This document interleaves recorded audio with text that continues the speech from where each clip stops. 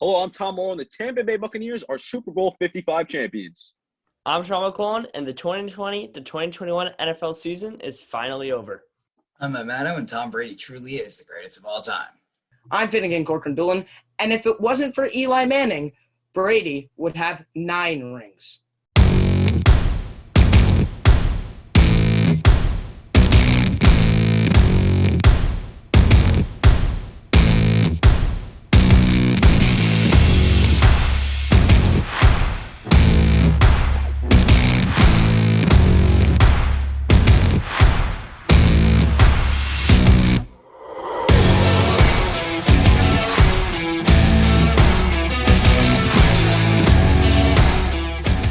Welcome to the final BMB Primetime NFL report of the 2021 season. And man, did it go out with a bang. Congratulations to the Tampa Bay Buccaneers on a phenomenal season and winning the Vince Lombardi Trophy this past Sunday. Brady, with the help of former Patriots buddies Rob Gronkowski and Antonio Brown, they were able to silence Chiefs Kingdom. Speaking about Chiefs Kingdom, Patrick Mahomes and the former reigning Super Bowl champions were only held to 9 points and not 1 touchdown. Harrison Butker was the only Chief racking up points in this game. The Chiefs were highly penalized, and their O-line was not giving Mahomes any help back in the pocket. Tom Brady's got his 7th ring. Just proves how good of a quarterback he really is. If there's any doubt about who the greatest quarterback or football player of all time is, there's no debate anymore. It's Brady. Everyone knows my take on Brady being the GOAT. What's everybody else's take? I do believe Tom Brady is sadly the GOAT. I don't like to say it at all. He ruined the Jets for 15 years, I think. 15 is a pretty solid guess. When you compare NFL greats, it's so hard to compare because you can't compare Tom Brady to Lawrence Taylor because one was a linebacker and one's a quarterback. You can't compare Deion Sanders to Tom Brady because one's a cornerback, the other's a quarterback. But when it all goes down, Tom Brady will be the most successful NFL player of all time. That does not mean he is the best talent of all time. That means he is the most successful of all time. In my opinion, I do believe there are about maybe 3 or so, maybe a couple more quarterbacks who have a better skill set and talent than Brady. The only thing with Brady, his awareness was too high for others to compete with. And he had the mastermind of the game, and he had the coaching. He made players better around him, and that's all I gotta say. Tom, what do you think about this? Well, Q, I don't know if I said this on the last podcast, but this game was huge. It was huge in the way that you had Tom Brady going, like we said, the GOAT. The top player going against superstar Patrick Mahomes. And I honestly thought before this game was played that if Patrick Mahomes if he was able to beat Tom Brady in a successful way, Patrick Mahomes might have a shot to get at that level Tom Brady is. But you saw Tom Brady win. But on the other hand, if Brady won, I think that it's going to be very hard for Patrick Mahomes to get on the stage of where Tom Brady is. And don't get me wrong, the Chiefs will, I honestly think, have a shot of going back to the Super Bowl next year. They just need to work on their defense and other things. They had the pieces. They just weren't able to execute on Sunday. And that came down to coaching and little plays like that. But I would say Brady is the GOAT. He's the greatest of all time. Finn? Yeah, well, I totally agree with you. You've seen the dominance of Brady over the years. He has 7 Super Bowl rings now. But I want to go back to Tom's point on the Chiefs could go back to the Super Bowl next year. Without a doubt, they could. They are a great team overall. It doesn't matter if they're in the regular season. Great team. It doesn't matter if they're in the playoffs. They're a great team. But I think there's another team that has a chance of going back to the Super Bowl next year, and that's Tampa Bay. I'm going to be honest with you. I wouldn't be surprised if we see this next year. The same matchup, but again, Mahomes didn't execute. It was really unfortunate. Didn't even get a touchdown. And they did not run the ball good either. You saw that. There was nobody really doing any good job. And I really want to bring up another point. I didn't feel that the Chiefs none of them were catching, like no wide receiver really was standing out for me except for Travis Kelce. He's a tight end now. But really, the Chiefs couldn't execute. And, Brady is the GOAT without a doubt. And Finn, every point you just made, I think also relates to one big factor in this game, which is the Chiefs' O-line. They were missing Pro Bowl offensive tackle Eric Fisher. There was a lot of COVID cases going around with the Chiefs' O-line. They had to put in 3 backups who weren't even playing their main positions. That had a big thing to do with it, especially Super Bowl time.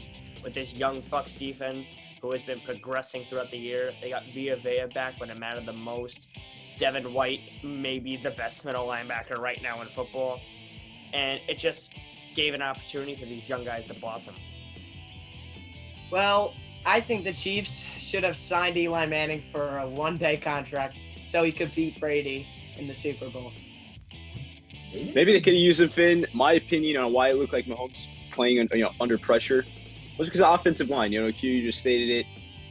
They were giving him nothing, no time to work with. He was consistently getting taken down and even hard to throw. And he was even throwing 1 inches off the ground. And it hurts. You see the difference between a backup or offensive line and a starting offensive line. They dealt with injuries, and COVID-19 played a big impact on it too. The center was in contact with the barber that tested positive a couple of days before. So it was all a big factor, and it definitely played an impact because you had on the defensive line JPP 8-0 in the postseason. He's a big time player. Sue, Shaq Barrett, and like you said, Devin White, Levante David, I think possibly the best 2 linebackers working as a duo in the middle right there. So it's hard for the Chiefs. And if anybody gets credit, it's that Buccaneers defense. They shut down Patrick Mahomes, the best offense in the league. They get the most credit this game. Don't get me wrong, Brady, won MVP, but it's hard to stop Patrick Mahomes. And the Bucs showed it on Sunday. Tom, I totally agree with you, and especially that Bucs defense in the 3rd and 4th quarter. Everybody watched the Super Bowl here, obviously, but if you watched that defense, that was the best defense from the Bucs all season. I felt that was really good. And you're against the Chiefs' offense. Wow. And again, you brought up a great point, Tom. I think I was almost forgetting about how good those linebackers are. Outside linebackers, inside linebackers. Yeah. I mean, you have Levante David, Shaq Barrett, Devin White, who's like a really good prospect coming up in the future. Really good. And of course, Jason Pierre-Paul, who was a former Giant, and he now has his 2nd Super Bowl ring. So really some great players and really good linebackers. Agreed. Hey, Finn, I'm just make a prediction here. So everyone remembers Super Bowl 53 when the Patriots, our defense was shaky, was a little shaky all year, was a little inconsistent at times. Here we go again, baby. Oh, boy. And then in the Super Bowl, we showed up. Strap on the seatbelts. Held a trailblazing offense in the LA Rams. The comment section is free for all you guys, by the way. The second coming of the greatest show on turf, that some people would say. Because the Rams offense, it was good. Goff, Gurley, it was a good offense. Did you just say it's the second greatest? That's what I heard it like one time that year. I didn't understand what they were saying. That was the worst Super Bowl I've ever seen in my life. Absolutely not. No way. I just heard it one time. Someone was saying it. That's what people were calling it. I didn't see it, but some people called it that way. Our defense went on a rampage that game, and it set up one of the best statistical seasons. Next year, our defense was one of the best statistically ever. I think that happens with the Buccaneers. I don't know how far the Bucs will go next year, but I think that defense will be statistically great. Possibly top 5 all time. Well, Manno, back to your point. There's one person you need to, Bucs fans need to thank a lot, and of course, Did you call me a Bucs fan? Did you just call me a Bucs fan? No, I said Bucs fans. You're wearing a Brady jersey. Of course you're a Patriots fan. You have a Super Bowl hat on like a little kid. This isn't a Super Bowl hat, but I can put one on if you want me to. Don't even. Okay. So, back, sadly, as coming from a Jets fan, the number one person, the guy who should have gotten Super Bowl MVP, but obviously can't get it, Todd Bowles. Of course, coming from a Jets fan, former Jets head coach, was god-awful. He's the mastermind behind that defense. He read everything.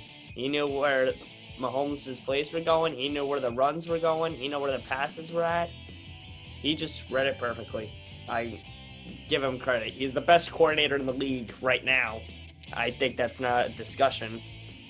So, that's all I got to say about that. Anyways, I do, however, think that this game was very humbling for the Chiefs after 3 amazing seasons and 1 Super Bowl victory. This was the first time since Week 11 in 2017 that the Kansas City Chiefs did not score a touchdown. That's insane right there. Say what you want about them in Super Bowl 55, but that just goes to show how dominant the Chiefs have been. Definitely. I wouldn't be surprised if we see a rematch in the Super Bowl next year, unless we decide to pop off, find a receiver somewhere, play way over our heads, and knock the Chiefs out. I don't think it'll happen, but anything goes, anything's possible. Manno, just stop right there. Patriots need a quarterback if they want to get anywhere in the future. Oh, I know, but the Giants, they have Daniel Jones, and don't forget where they took him. 6th overall. Well, he's better than the Jets this season. Wow, that feels refreshing to say after a few weeks of not mentioning them. Now I'm just sad again. Okay, so I have to ask this. There's been a lot of blame being thrown around for this game. Who gets it? The refs, the Chiefs' offensive line, the Chiefs' defense, maybe even Mahomes. If you say that, I don't know what to tell you. I'm gonna start it off. I think the blame goes on. I think the Chiefs can very easily blame coronavirus because of the whole COVID situation with the offensive line. But there's no excuses. This is the Super Bowl. You need to be prepared for every possibility. The Chiefs had to have expected some sort of, they had to have been prepared for COVID. They weren't. So I put this loss on the Chiefs coaching staff for not being prepared for every single situation in the game. And they got exposed, they got out-coached, and that's why the score was 31-9 instead of 31-27. Manno, I'm going to somewhat agree with you, but my blame isn't going to go to COVID-19. It's going to go to Andy Reid. The reason I say that... I agree with you there. That's what I'm saying. I agree with you. Yeah, the reason I say that is, what you threw out, the refs, they're refs. They're not the Kansas City Chiefs. They're not the Tampa Bay Buccaneers. They're refs. They're reffing the game, and they're doing their job. Patrick Mahomes is under the direction of Andy Reid, and so is the offensive line. So it's Andy Reid's job to put them in check, right? You have 2 weeks. Mitchell Schwartz is out. Eric Fisher's out. You have 2 weeks to gather something in between the AFC Championship game and the Super Bowl to figure out who's going to be your starting lineup for the Super Bowl. And, if Andy Reid failed, he failed. And Kansas City Chiefs saw the results. So, that's just my opinion. But, stuff like that, it comes back to bite you. Q, what do you think? Andy Reid, I guess, is a good point because of the O-line and how he could have been prepared better. Obviously, I'm agreeing with Manno. COVID, you can't do much about it. You can prepare, but at some point, it's too challenging of a task to handle. The O-line definitely was the reason for this game. But not even just the O-line. The defense was not that good. You can't... The offense doesn't control the defense. They didn't control the 31 points the Buccaneers scored. It's defense. The Tyrant Matthew was having a horrible game. He let Brady inside his head. There was no pressure. There was 3 pressures from the Chiefs defense, while the Buccaneers set in 28 pressures. I blame 1, the O-line, and 2 of the defense. The defense had to do a lot better of a job. Finn, what do you think? Tyrant Matthew was just not on top of his game. hailing him as one of the top safeties in the game heading into this game on the show before. And now, after this, I don't want to hear any of it. I don't want to hear any of the best safety in the game. It's one game. It's one game. I know, but but just he was so far off his game, and he was acting so toxic on the field that he got Tom Brady of all players to start trash talking him and said, "We're gonna go after you all game." He literally told him right into his face. Matthew goes, "You're not getting a touchdown to me." "Oh yeah, I'll be going for." Brady goes, "Oh yeah, I'll be going for you all game." What did he do? Scores a touchdown right on Tyrant Matthew to Antonio Brown.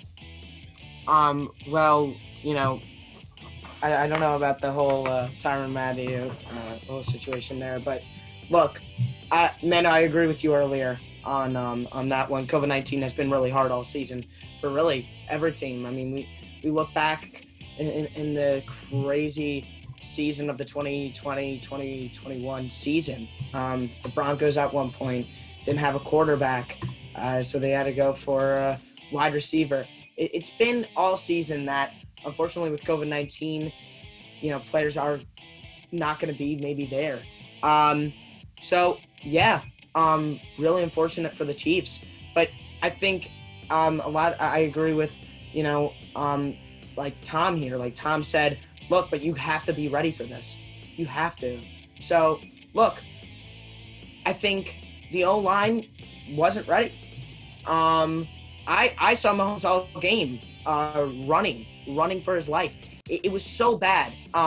When I tell you, I mean, he did so well not to get sacked at times.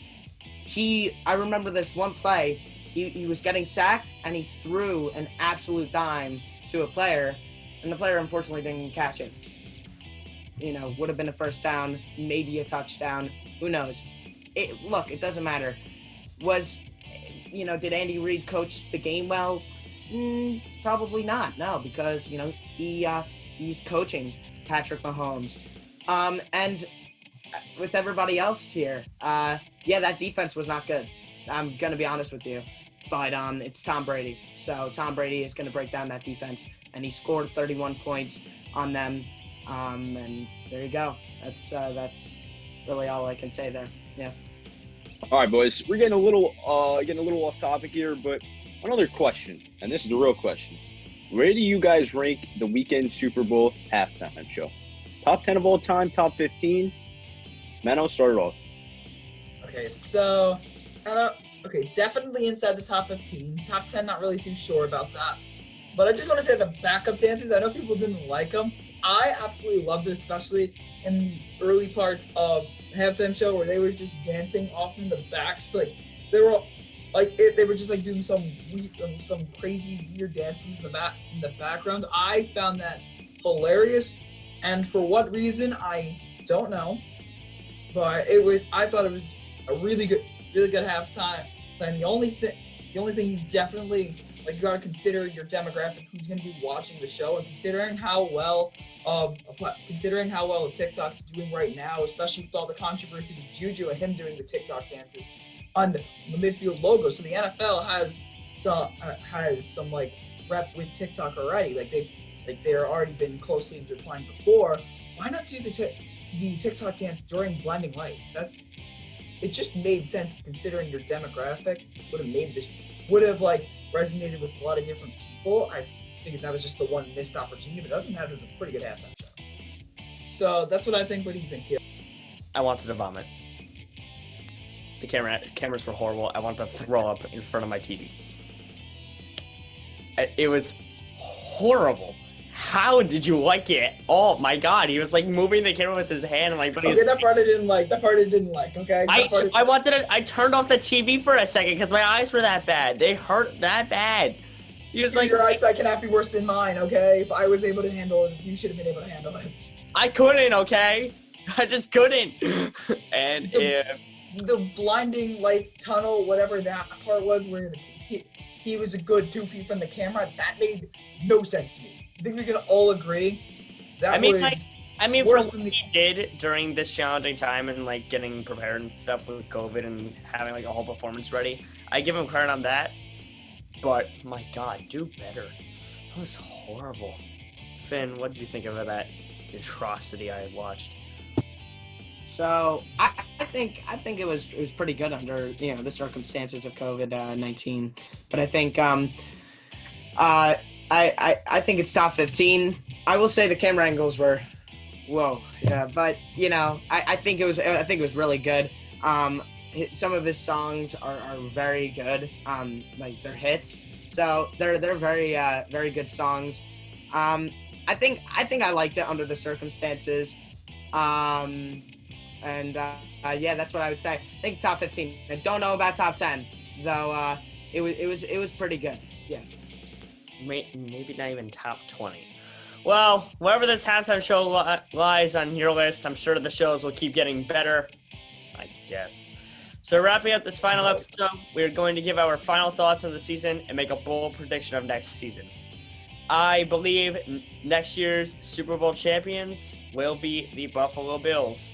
I think Josh Allen. I agree with that. I agree with that. Josh Allen was right there. He's going to get better next year. He's going to get closer with Diggs.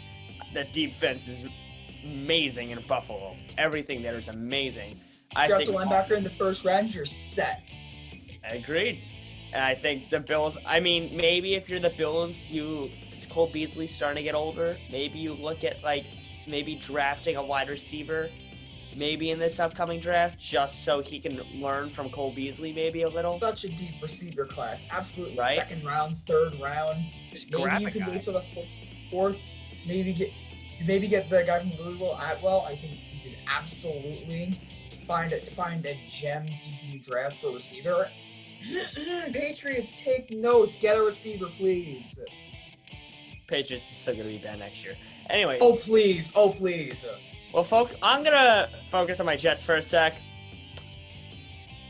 Too much to handle. I believe this draft, they might actually have a good shot at trading for Deshaun Watson. I think they're going to sign one of the top receivers because it was reported recently that the Jets are willing to give a lot of money to either Will Fuller or Juju Smith-Schuster, or even Allen Robinson, or even Kenny Golladay, or even Chris Godwin. They're willing to give up that money. I don't see them signing a running back. I feel like they're going to use their draft picks for that. They're going to probably trade Darnold if they obviously get Watson. Darnold's out. You use your late round pick you get for Darnold.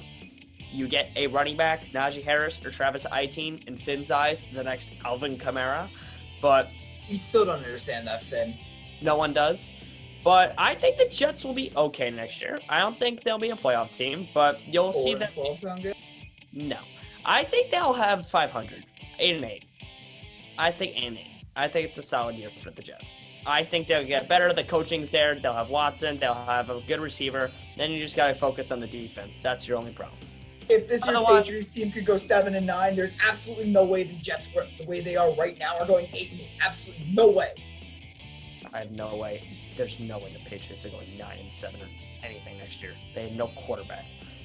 Trey Lance is not fixing that either. Let's go to the other side of MetLife Stadium with Finn. What do you got? Well, let me say, Sean, that's a bold prediction. But, hey, who knows? If Deshaun Watson goes there, I actually wouldn't be so surprised with it. All right, that's all I'm going to say with Sean's prediction.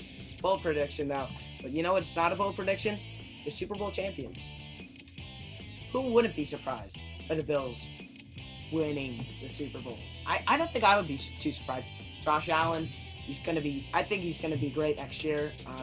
That's a bold prediction. But I think it's right. Josh Allen's going to be even better next year. And look, let's see who the Bills draft too. I could agree with you guys. Who knows? They could draft a good wide receiver, who knows? But this, I think they could be Super Bowl champions of next year. I'll agree with that. So I think Buffalo Bills are the Super Bowl champs of next year. I'm going to agree with Sean on that one. Now, the Giants. Okay, so for the episode, I kind of was like, really, after the season, I was like, 6-10 is not too bad. And then I was kind of thinking just now, 6-10, but I think I'm going to go 7-9 for the reason that I think the Giants will draft a wide receiver. If we draft a wide receiver, I just think we're going to get 7 wins this season instead of 6 of last season, 7-9. again, probably not going to make the playoffs, but there you go. Yeah, so that's kind of what I think. I think the Giants could draft somebody maybe like Jalen Waddle if he gets up to that pick. I've heard talks in that they might get Kyle Pitts. I don't know about that fit for the reason that we have Ingram, though I know Ingram, everybody's going to agree with her. Haha, yeah, you can't catch a ball, but whatever. It doesn't matter right now. You don't know. Kyle Pitts can become a receiver too. Look, he's a great player, fantastic. But yeah, the Giants going 7-9. Hey Tom, how about them Jets? So Matt Manno, what do you think about them Patriots next year, and who's the Super Bowl champs in next year? All right, so my Super Bowl prediction isn't exactly that bold. I think it's the Bills, but my MVP prediction is pretty bold. I think it's Josh Allen. I think it's gotta be breaking the Super Bowl and breaking the MVP curse for not winning a Super Bowl. I also think that if the Patriots can draft Kyle Pitts, I think if we can, I have him going to New England in my latest mock draft. Whoa, wait a second. Where's your quarterback? What, we can just, wait, Mac Jones, Kyle Trask at the Florida connection?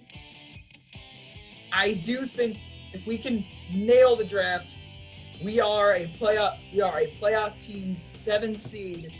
That's all for me, Tom. What about you? Well, Manno, I wouldn't be surprised if we see the Chiefs and Bucks back in a Super Bowl next year. That's my bold prediction. Keep on checking the BMB YouTube page for possible special episodes throughout the off season. And for the final time, I'm Tom Morrow. Stay safe and healthy. Thanks for watching BMB's Primetime Fantasy Report. Let's go Jets! Absolutely not. They suck.